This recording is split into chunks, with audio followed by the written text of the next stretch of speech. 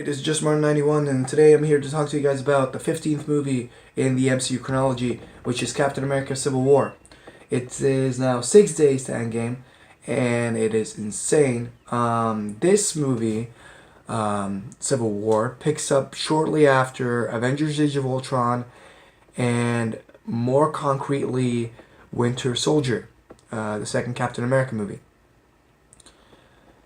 It introduces...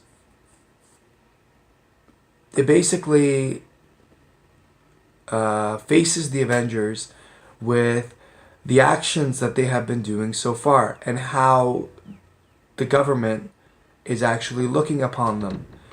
And this basically divides them because Tony Stark takes one stance and Captain America takes another.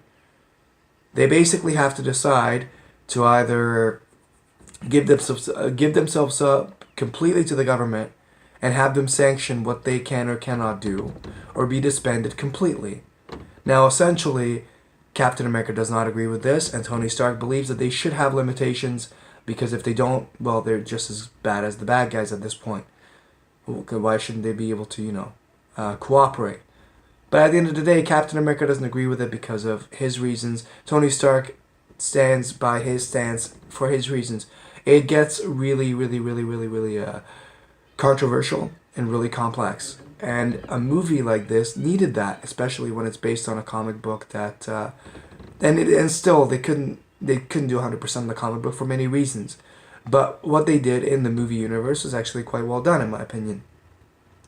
This introduces us to Black Panther. We don't really revisit Wakanda as much. We saw Wakanda for the first time in Age of Ultron. We get introduced to Spider-Man. We see Ant-Man returning in this. This movie, as I said before, I believe, was technically Avengers 2.5 to a lot of fans out there who didn't like Age of Ultron that much. And it was kind of a remedy, I guess.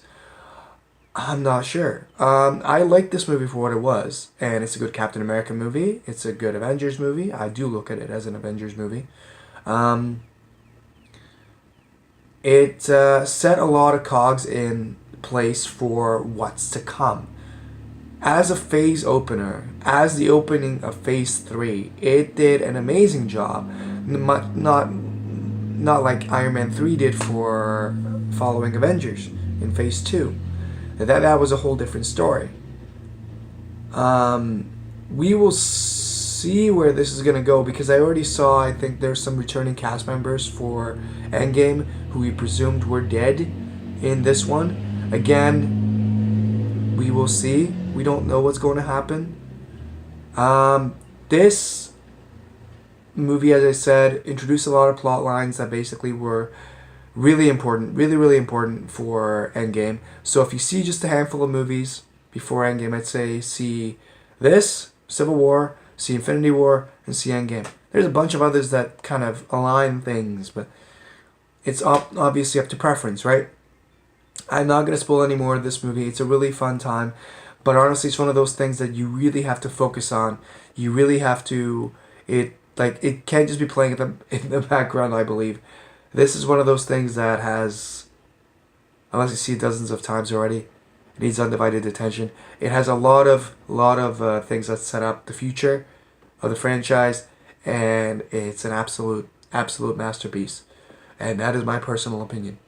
So have a good one, guys. I'm going to be covering Ant-Man and the Wasp next. I was actually debating which one I'm going to be doing, but I think I ran down for Ant-Man and the Wasp.